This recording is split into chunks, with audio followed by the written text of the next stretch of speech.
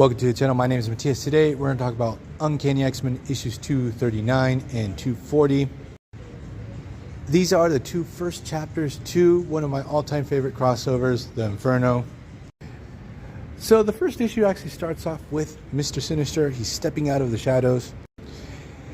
He's ready to make his move to basically obliterate the X-Men. He can't find any utility to them anymore. So a couple of really important things go down in this issue. First, we have Polaris, who is possessed by malice. She is one of Sinister's marauders, and the thing is that she's freaking pissed off because she's trapped in Polaris's body. Like, she can't get out.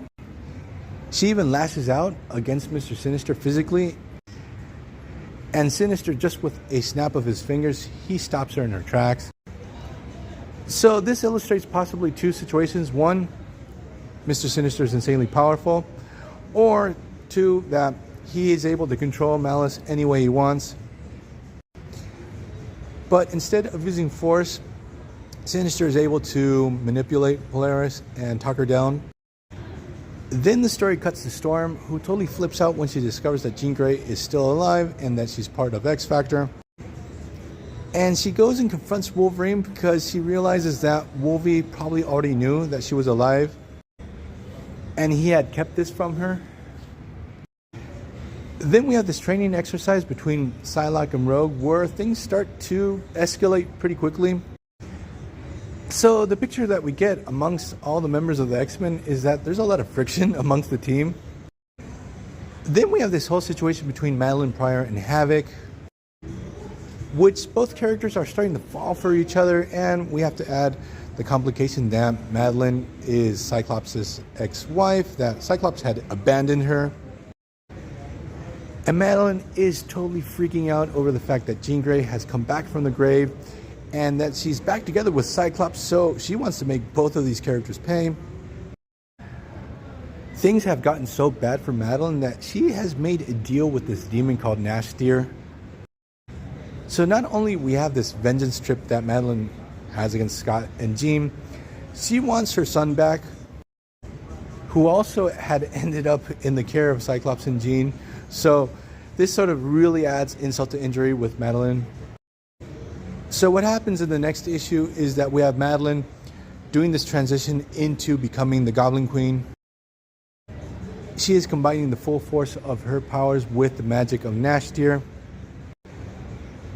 And what's happening due to this overflow of magic, New York City itself is starting to morph into a hellscape, into limbo.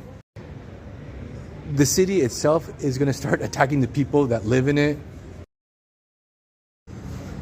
While all this is going down, the X-Men discover that the Marauders are back in the Morlock tunnels, and they waste no time to go and confront these guys. So we get a pretty cool rematch between both teams, and the thing is that a couple of members of the Marauders actually get absorbed by the walls of the sewers. They get attacked by the walls themselves. Now, while all this is going down, we have the Goblin Queen, who wants to discover where she comes from, what she is.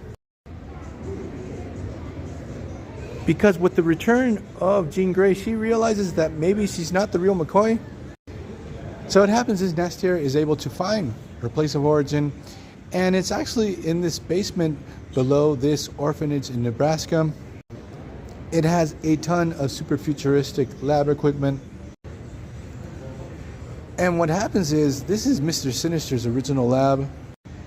And here is where Goblin Queen actually realizes that she was actually created in this place. So we have Goblin Queen dealing with this earth-shattering revelation when all of a sudden Mr. Sinister, her creator, makes his presence known.